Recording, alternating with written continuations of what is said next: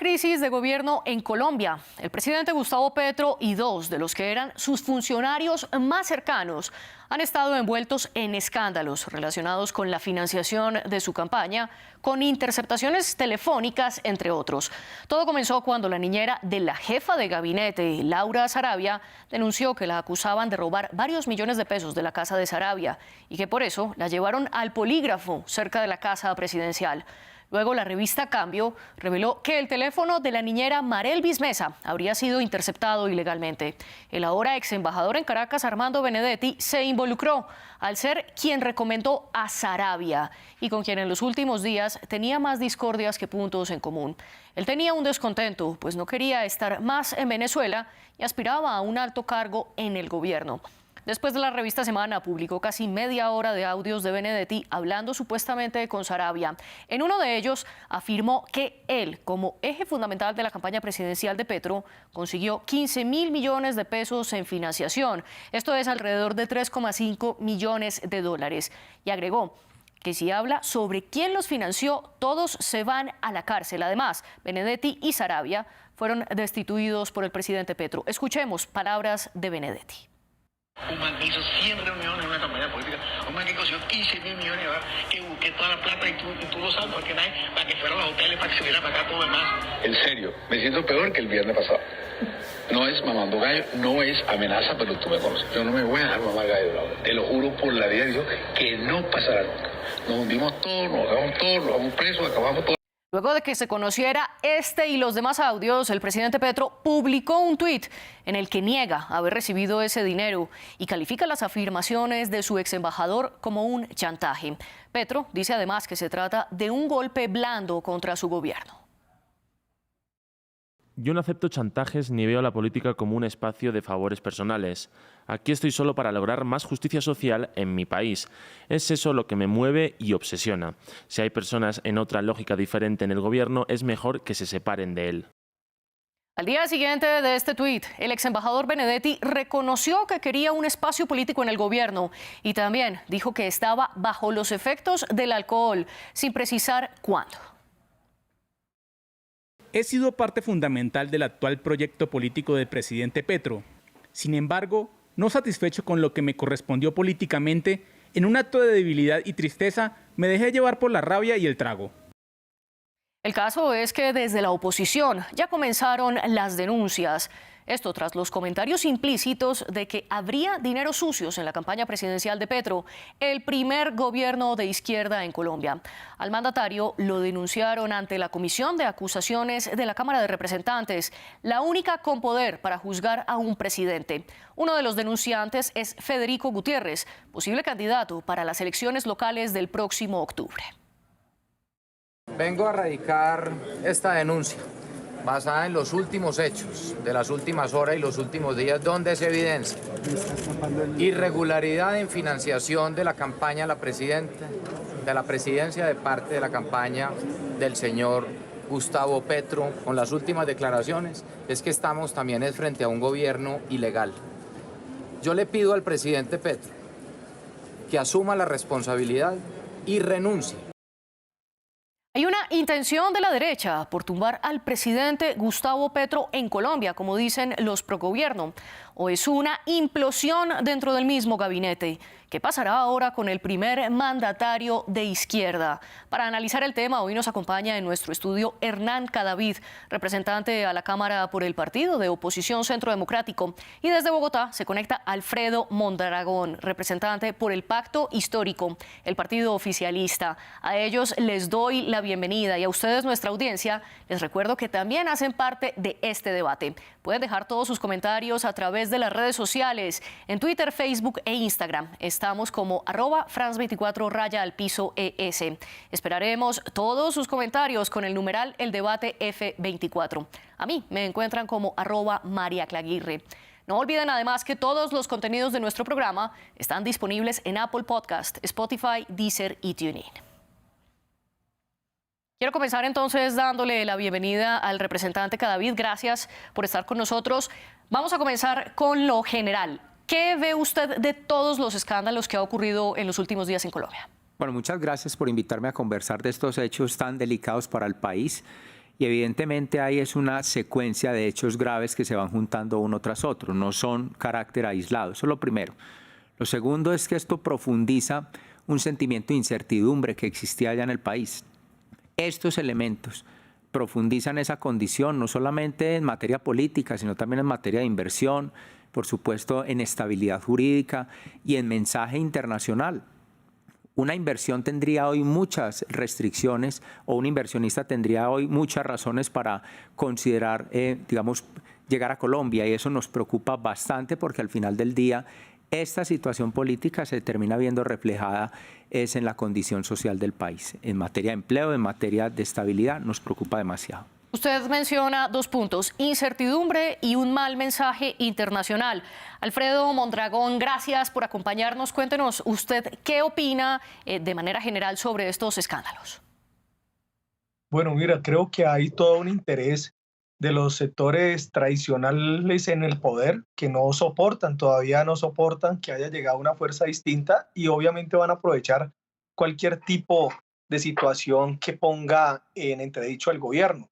La preocupación principal que hay hoy del establecimiento y de los sectores tradicionales es que Petro en los pocos meses, dentro de pocos meses, le toca que presentar una terna para definir quién va a suceder al fiscal Barbosa actualmente. Fiscal Barbosa hoy básicamente es el principal opositor político del presidente Petro y es una persona que ha venido siendo muy negligente en las investigaciones que tienen que ver con los sectores poderosos en Colombia y ha tenido una postura más de hostigamiento contra el gobierno y contra las reformas, de tal manera que estos sectores poderosos que todavía no que se resisten a que ya no están en el poder ejecutivo, pues están temerosos de que Petro defina una terna con personas que estén por la verdad, que investiguen realmente las situaciones de tantas masacres, falsos positivos que han habido en Colombia por toda la violencia que ha padecido y buscan la manera de que estos episodios le generen un ambiente de tensión para que Petro ceda a esas pretensiones, es decir,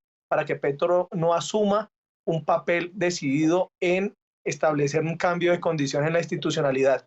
En ese sentido, lo que se ha planteado es que lo que primero comenzó como el gran escándalo de un polígrafo a una mujer que cumplía funciones domésticas, pasó después de que el gobierno era el responsable de esas interceptaciones.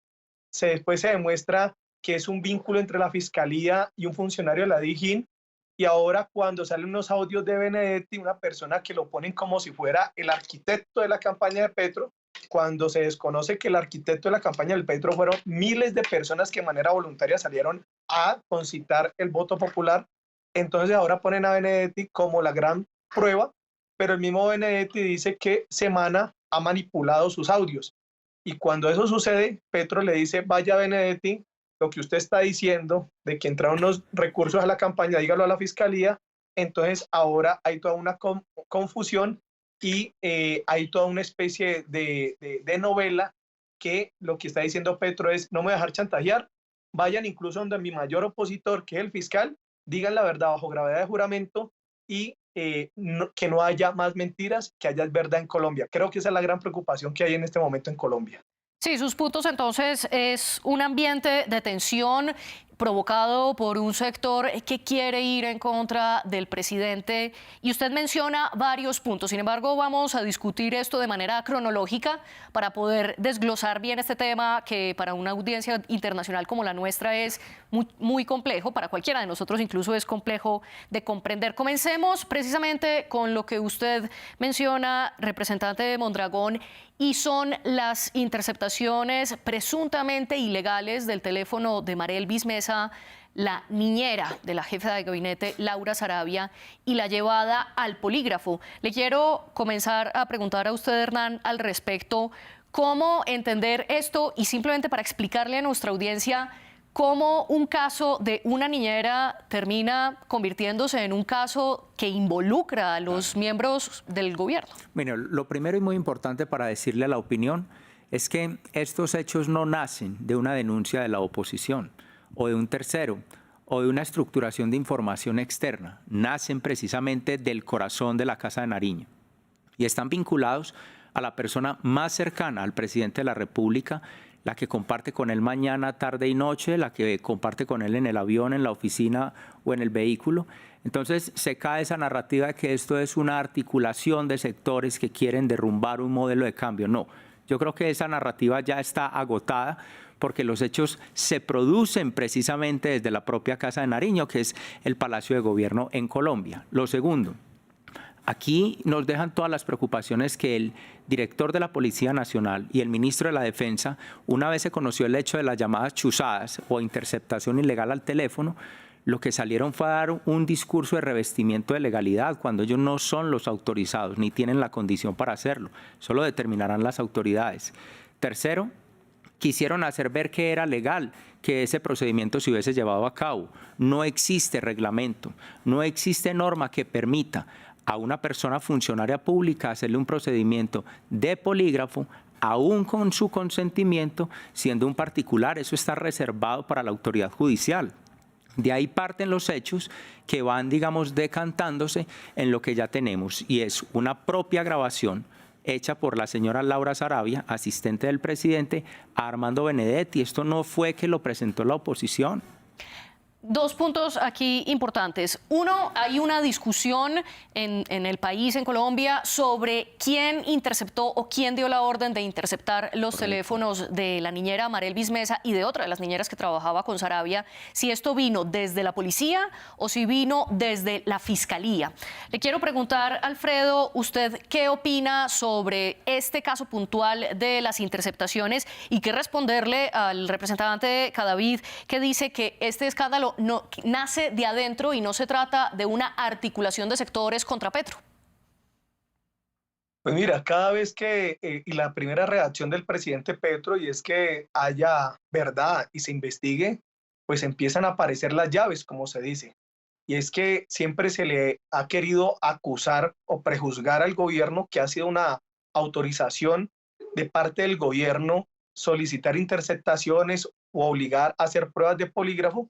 Pero lo que resulta, según el abogado Miguel Ángel del Río, un abogado que asume la protección o el caso de funcionarios técnicos que le corresponde hacer las interceptaciones, y ellos, estos funcionarios técnicos, le dicen a Miguel Ángel del Río que ellos estaban haciendo una investigación a un grupo criminal en Colombia que se llama el Clan del Golfo, que ya habían tenido por unos informantes, precisamente datos importantes sobre ciertas investigaciones, y que esos informantes le dieron unos números telefónicos para interceptar, que entonces el técnico de interceptaciones le solicita, como es debido, a la fiscalía que autorice esas interceptaciones, las autorizan, y cuando hacen las interceptaciones se dan cuenta que esos números, esas escuchas no tenían que ver con el proceso del Clan del Golfo, pero la fiscalía duró 7 días seguir con las escuchas sin interrumpirlas, de tal manera de que rápidamente se dan cuenta de que esto no es de un interés del gobierno, sino que la fiscalía permanece manteniendo la interceptación sin que hoy respondan cuál es la situación. Sin embargo, el fiscal se ha adelantado a dejar expuesto a este funcionario técnico, ¿ya? Y empieza ahora, entonces, cuando se supera ese debate, ahora empieza otra discusión. No les pasó lo del polígrafo, no les cuajó lo del tema de las interceptaciones, y ahorita entonces lo que buscan es señalar que es el debate, las declaraciones de Armando Benedetti, lo que demuestra la gran preocupación o la crisis del gobierno. Y lo que ha dicho nuevamente el gobierno, el presidente Petro, que es: señor Benedetti, según sus declaraciones, vaya donde el fiscal y rinda las declaraciones, porque el fiscal, bajo la gravedad de juramento, es el que tiene que conocer sus declaraciones. Y lo que yo digo es, si el gobierno estuviera tapando algo, ¿por qué lo manda su principal opositor político, y que es el fiscal? Por supuesto que lo que está buscando el presidente Petro es la verdad. Por lo tanto, creemos que es una manipulación bastante grande de estos, digamos, sucesos que están dando. Hernán, ¿usted quería contrapreguntar? No, simplemente decir que el gobierno nacional, si tuviera toda la apertura, su actitud debería ser la de permitir la investigación con tranquilidad y no una agresión entre los poderes. Si hay una duda, que se esclarezca y que se permitan, pero no una agresión a las instituciones permanentes. Eso es motivo de gran preocupación nuestra. Lo segundo, lo que dice el representante muy rápidamente, no es que no haya cuajado, es que los hechos son recientes. Apenas están empezando los actos de investigación tanto de la Procuraduría en materia disciplinaria como de la Fiscalía en materia penal. Esto no se resuelve en 8 días y tendrá además mucho fondo. E insisto, esto no nace ni llega desde sectores terceros u opositores, sino voz y actuaciones propias de las personas del corazón del gobierno de Colombia. Y como usted dice, esto apenas comienza y aún así se suma otro capítulo u otra capa que es todavía más compleja y son los audios de Benedetti que reveló la revista Semana, que es una revista nacional. Alfredo, le quiero preguntar, ¿usted qué opina de estos audios en los que Benedetti afirma que recolectó 15.000 millones de pesos, cerca de 3,5 millones de dólares para la campaña, y que si él llegase a decir quién financió al presidente Gustavo Petro, se irían todos a la cárcel? Y además hay una tentativa de investigación en la comisión, en el Consejo Nacional Electoral, precisamente para identificar estos posibles vacíos en la financiación. Pues mira, yo lo que creo es que Benedetti se está autoincriminando y por eso el presidente Petro inmediatamente, al tener claro de que no tiene ningún tipo de duda sobre la financiación de campaña, entonces le dice que vaya a donde su principal opositor político, el fiscal, para que rinda las declaraciones que tenga que rendir. Porque Benedetti en un momento dice que lo están deslegitimando para que no le crean sus declaraciones. 3 minutos después dice que él era bajo los efectos de la droga y del alcohol. Después dice que lo disculpen al presidente y a Saravia. Dice todo tipo de cosas, pero como dice una cosa, al otro momento dice otra. Es decir, usted señala no creer a las declaraciones de Benedetti. No, lo que yo creo es que Benedetti tiene que ir bajo gravedad de juramento a donde el fiscal, donde corresponde la investigación, para que no queden entre dimes y diretes. Y en ese sentido, lo que yo sí creo es que la fiscalía debe tener una atención oportuna, porque recuerde que buena parte de estas tensiones que hay con el fiscal se dan cuando el presidente Petro le pide al fiscal que le diga por qué él no protegió a más de 200 personas que le han dado una lista de personas que iban a ser asesinadas por el Clan del Golfo y que después varias de ellas al parecer han aparecido asesinadas. Es decir, la fiscalía es muy negligente cuando hay que proteger a la población y los intereses de la nación, pero cuando hay que hostigar al gobierno de Petro, ahí sí es muy acelerado. Así que nosotros pedimos es que haya justicia, que haya investigación y que el fiscal no deje instrumentalizar el puesto para asumir un papel básicamente de oposición política. Aquí quiero hacer un paréntesis simplemente de claridad y es para explicarle a nuestros televidentes que en Colombia el fiscal general de la Nación, es decir, el encargado del ente investigador en Colombia, se elige de una terna que presenta el presidente y este es elegido de esa terna. El presidente actual, el fiscal actual, Francisco Barbosa, fue elegido de una terna que presentó el presidente derechista Iván Duque, y gran parte de su mandato, del mandato del fiscal, ha coincidido con el gobierno de Gustavo Petro y ahora Gustavo Petro es quien presentará la terna al fiscal. Hernán, le reboto a usted la pregunta. ¿Cómo interpretar estos 15.000 millones de los que habla Benedetti? Mire, en caso de ser cierto, es el escándalo de la mayor magnitud en la historia política de Colombia, por lo menos lo reciente. Yo creo que no había un gobierno de referencia por allá a la mitad de los años 90, el gobierno Samper, el llamado proceso 8000, que hoy se le ha empezado a denominar a esta circunstancia proceso 15.000, precisamente haciendo una referencia a este aspecto. Segundo, no es solamente lo de Benedetti.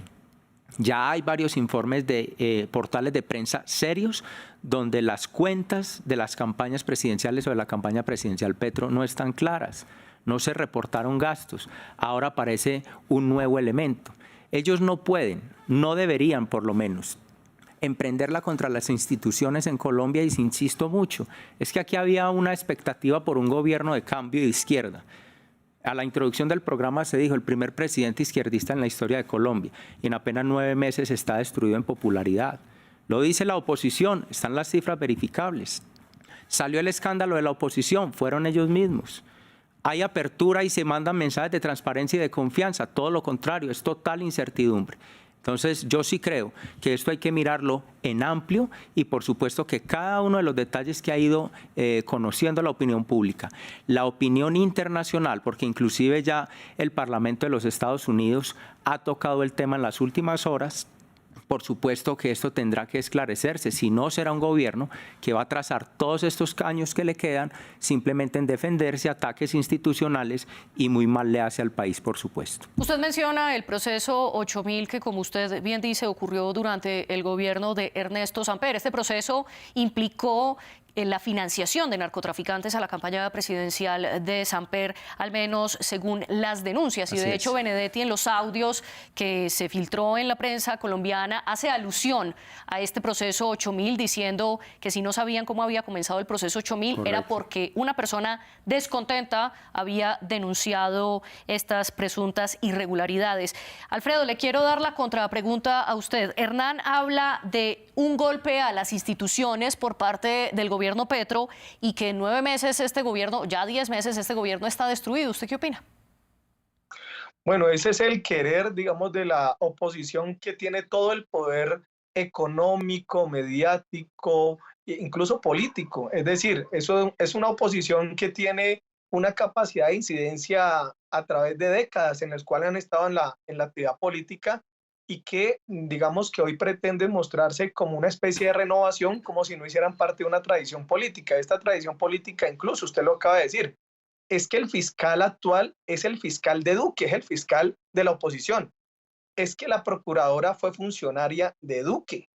Es que todos estos poderes que ellos han sostenido están totalmente vinculados, articulados para tratar de impedir de que funcione y avance el primer gobierno democrático en el país. Por lo tanto, nosotros sabemos que van a tener todas estas, digamos, intenciones de magnificar los sucesos, pero es que a ellos se les olvida todos los casos de corrupción que han tenido sus dirigentes. Oscar Iván Zuluaga, vinculado con los actos de corrupción multimillonarios con Odebrecht. Se les olvida todos los procesos que tiene, por ejemplo, Fico, que hoy se adelanta en una especie de competencia entre la misma derecha para ver quién es el primero que le pone la denuncia ante la comisión de acusaciones al presidente Petro, pero Fico hay muchos sectores que lo acusan de tener vínculos con el narcotráfico en los sectores de donde él es residente. Es decir, no lo digo yo, son muchos. Si usted se mete en redes sociales encontrará que hay muchas denuncias contra Fico. Entonces pareciera, recuerden ustedes que la oposición viene de tener embajador, viene de tener un embajador que en su finca en Colombia tenía cultivos de drogas, cultivos ilícitos. Es decir, esos son los que hoy nos quieren mostrar a nosotros como incoherentes, esos son los que hoy nos quieren dar ejemplos como de decencia, pero lo concreto que hay que decir es, aquí no estamos haciendo como en la época de Álvaro Uribe Vélez y otros, que era tapen. Aquí le estamos diciendo, y el presidente Petro ha dicho, yo no me voy a dejar chantajear de aquellos que creen que por participar en una campaña se le va a transar por puestos, o aquellos que creen que yo vine aquí a hacer las mismas prácticas, sino que inmediatamente hay que ir a las instituciones. Si Petro estuviera desconociendo las instituciones o la estuviera poniendo en riesgo, no le estaría diciendo que fuera donde su principal opositor, que es el fiscal, en donde se tiene que hacer la investigación. Por eso creo que Petro lo que está garantizando es la institucionalidad para buscar la verdad. Alfredo, usted menciona un punto muy importante y es Petro, bajo su discurso de no negociar puestos, él mismo disolvió la coalición de gobierno en la que estaba con partidos tradicionales como los liberales y los conservadores. Esto ocurrió en abril y ocurrió precisamente porque los partidos no estaban dispuestos a apoyar una de sus 3 reformas cumbre, en ese caso la reforma a la salud. Y ahora, luego de todos estos escándalos, el Congreso congeló las discusiones de las reformas a la salud, a la pensión y al trabajo, o la reforma del trabajo, perdón. En ese sentido, ¿qué puede pasar en el Congreso con el gobierno de Petro? ¿Se está quedando solo o pueden salir avante estas reformas? Mira, lo que hemos dicho es que en el gobierno en términos de coalición, recuerda que en la coalición estaban partidos que habían perdido las elecciones con Petro porque ellos se fueron con el candidato del uribismo de Fico. Ya cuando Petro les gana, ya hay una Aquí composición. solo lo interrumpo un solo segundo, ya que usted menciona reiteradamente a Fico, simplemente una claridad. Fico hace alusión a Federico Gutiérrez, que es el posible candidato que escuchábamos al principio del debate. Ahora sí, continúe, disculpe interrumpirlo.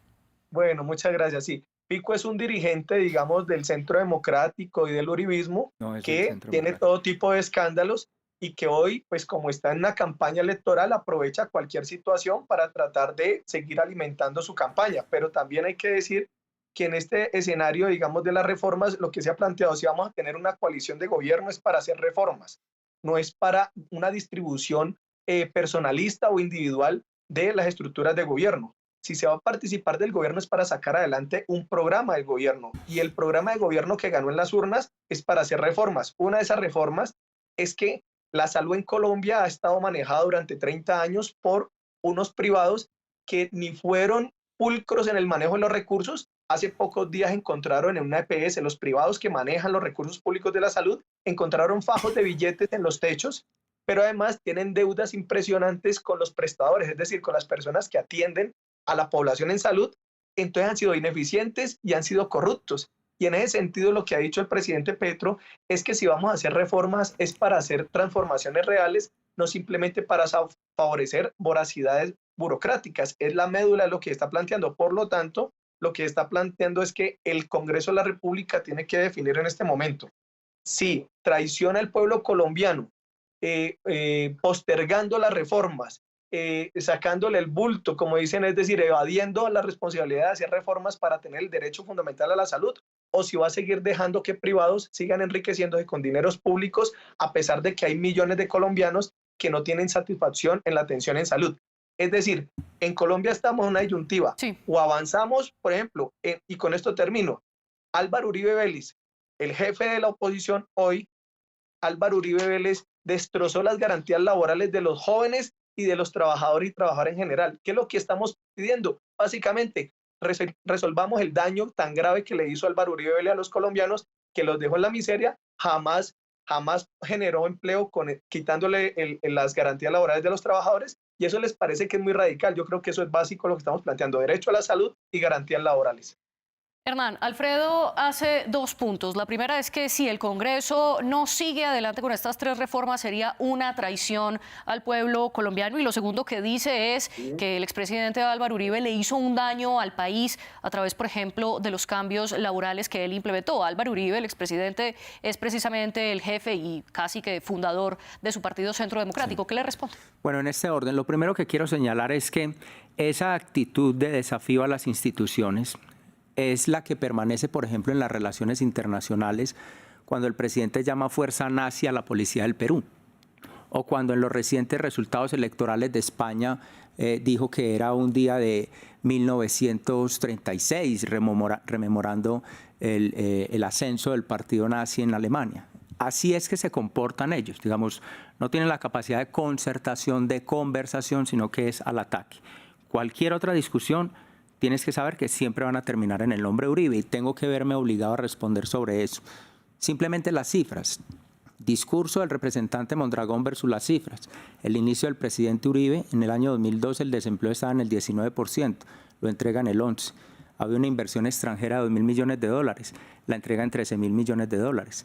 Todo eso viéndose reflejado, por supuesto, en materia de inversión y efectivamente en empleo. Entonces, sí, aquí lo voy a interrumpir porque si nos vamos a debatir el gobierno de Uribe, claramente esto pero se nos ustedes extiende. Me lo trajeron, entonces yo me veo obligado a poder responder, porque no pueden decir que todo fue muy mal y tengo que responderlo porque ese ha sido el discurso que han utilizado. Claro, pero quiero regresar la conversación al Congreso y las reformas actuales de Petro. ¿Qué cree usted que va a pasar? No, es que el Congreso, a ver, el gobierno Petro hizo su carrera política en el Congreso y ahora le va a venir a decir al Congreso que si no aprueban lo que él quiere conforme tal como lo es o como lo mira, entonces es una traición. Entonces, ¿dónde está la capacidad de la autonomía legislativa?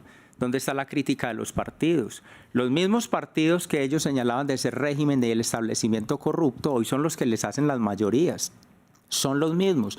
Y no es cierto. Hoy ha quedado demostrado aquí en Colombia, en los medios de comunicación, cómo se evidenció la entrega de puestos, burocracia, cargos públicos, seguramente a cambio de tener a esos partidos en torno al gobierno. ¿Acaso no era eso lo que criticaban? Ese no era el modelo de cambio que le decían al país que no iba a seguir existiendo. Pues sigue existiendo, pero quiero decir, el Congreso de la República, así sea una relación política, también tiene autonomía y también pueden disponer, rechazar, adherir o frenar. Y no por eso nos podemos remitir a que son unos traidores.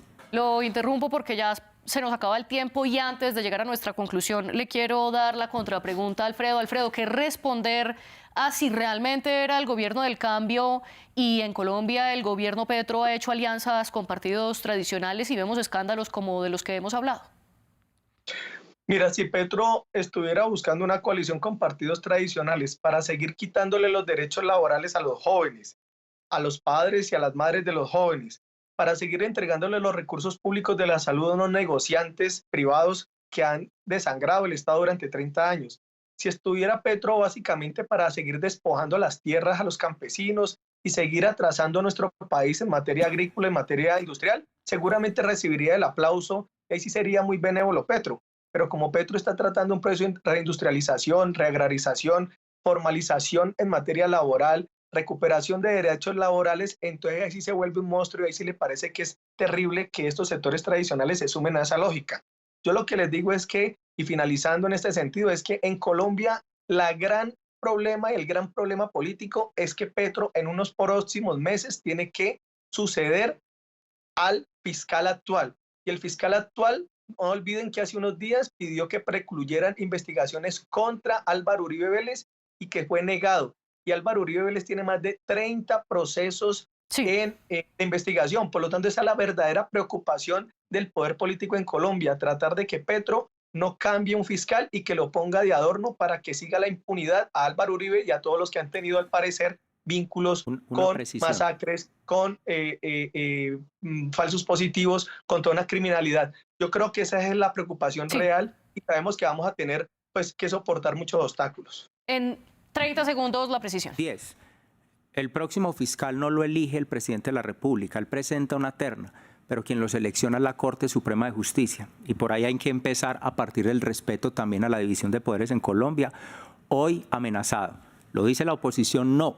Las mismas Cortes han emitido comunicados pidiendo respeto al gobierno por esas afectaciones. Como lo mencionaba al inicio, el presidente Petro podría enfrentar una investigación en la Comisión de Acusaciones de la Cámara de Representantes, Cámara en la que ustedes dos están. Representante Cadavid, ¿qué le espera a Petro y a su gobierno? ¿Seguirá en el mandato? ¿No seguirá? ¿Acabará sus 4 años? ¿Qué piensa usted? Pues en las formas en cómo va políticamente no sé si logre sostenerse. En materia de comisión de acusaciones pues tendrá que entrar a conocerse el proceso, que designen al representante instructor investigador y que el procedimiento, como es jurídico, tiene que seguirse con toda la línea argumental y probatoria. Aquí no es bajo la visión política de si me gusta o no, eso es un tema distinto. Pero si hay responsabilidad penal, pues ojalá la comisión, que tiene las mayorías hoy el gobierno nacional, hoy las tiene.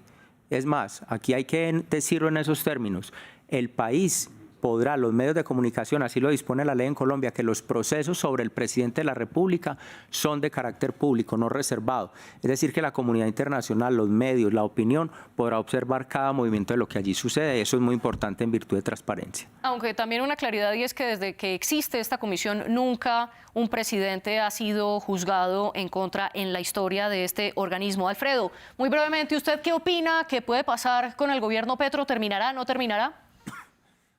Bueno, los sectores de poder tradicional van a querer poner todos los obstáculos para que el gobierno de Petro pueda desarrollar su programa de gobierno, eso estaba claro, pero aquí le corresponderá al pueblo colombiano decidir si prefiere malo conocido o bueno por conocer y si prefiere quedarse en las lógicas de esos poderes tradicionales que ha amañado el poder político, el poder mediático, el poder, digamos, político para los intereses de unas cuantas élites, o logra respaldar, entender todas las tramas que se van a construir en contra del gobierno para impedir de que él adelante y materialice las reformas sociales, pero que además nos dé las garantías de que avanza un proceso institucional para que por fin haya un ente acusador o un ente investigador, como en el caso de la Fiscalía, que no esté atravesado para garantizarle impunidad en favor de los sectores poderosos. Yo creo que ese es el debate central que tiene el país.